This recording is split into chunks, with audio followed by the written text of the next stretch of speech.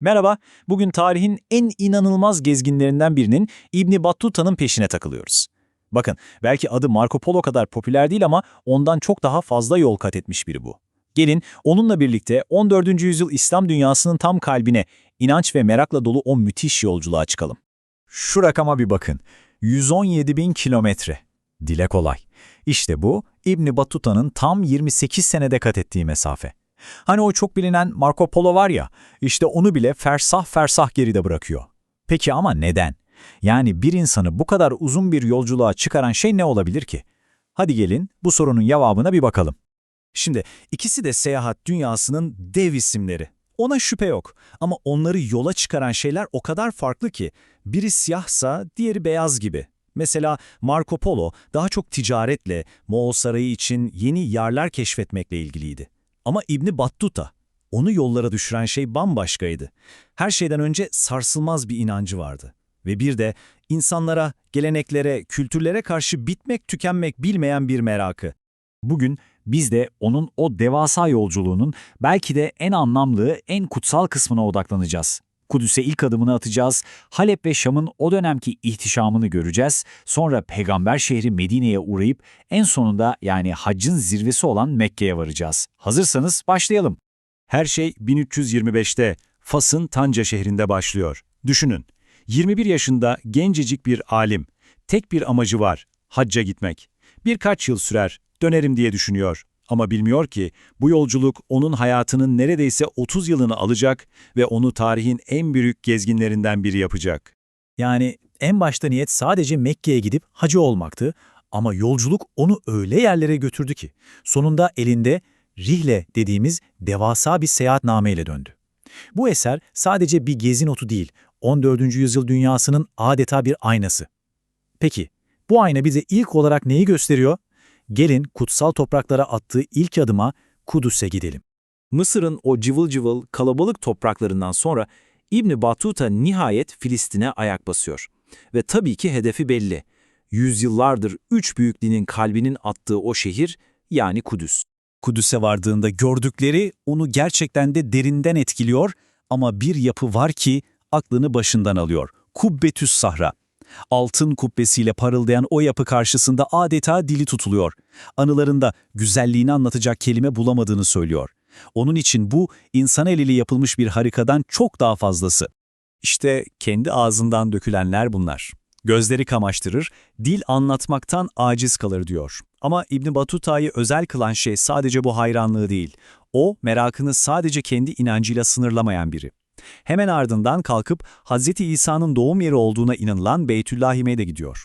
İşte bu onun ne kadar açık fikirli bir gezgin olduğunun, o ortak mirası nasıl saygı duyduğunun en güzel kanıtı aslında.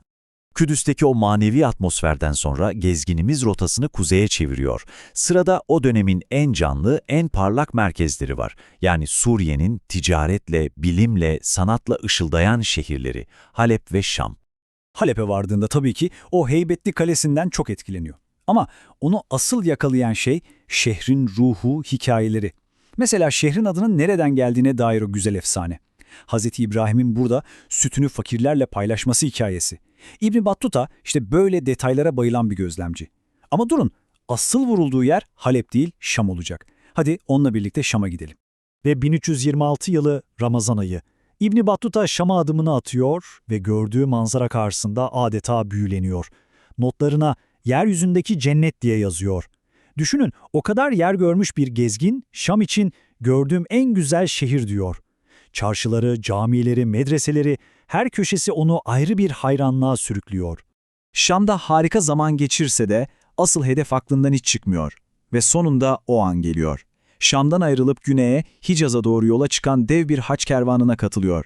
Artık yolculuğun en kutsal, belki de en meşakkatli etabına başlıyor.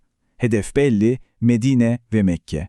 Medine'ye vardığında orası onun için adeta bir hazırlık durağı oluyor. Ruhunu Mekke'ye hazırladığı bir yer.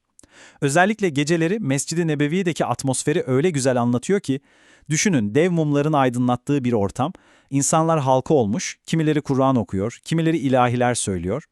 Deveciler bile peygambere övgüler diziyor. Tam bir manevi arınma ortamı. İşte bu atmosferde yolculuğun zirvesine yani Mekke'ye hazırlanıyor. Ve işte o an. Aylar süren, zorluklarla dolu bir yolculuğun sonunda hayalini kurduğu, kalbinin hep attığı o yerde İbn Battuta Mekke'ye varıyor. Kabe'yi ilk gördüğü anı tarif ederken kullandığı şu benzetmeye bakın. Güzellik dua altında gururla yürüyen bir gelin gibiydi diyor. İşte bu cümle onun bütün yolculuğunun özeti gibi. O an seyahatnamesinin en vurucu, en duygusal anlarından biri. Yıllardır kurulan hayalin gerçeğe dönüştüğü o an. Ama İbn Battuta sadece kutsal mekanlara odaklanan bir hacı değil, aynı zamanda çok dikkatli bir gözlemci.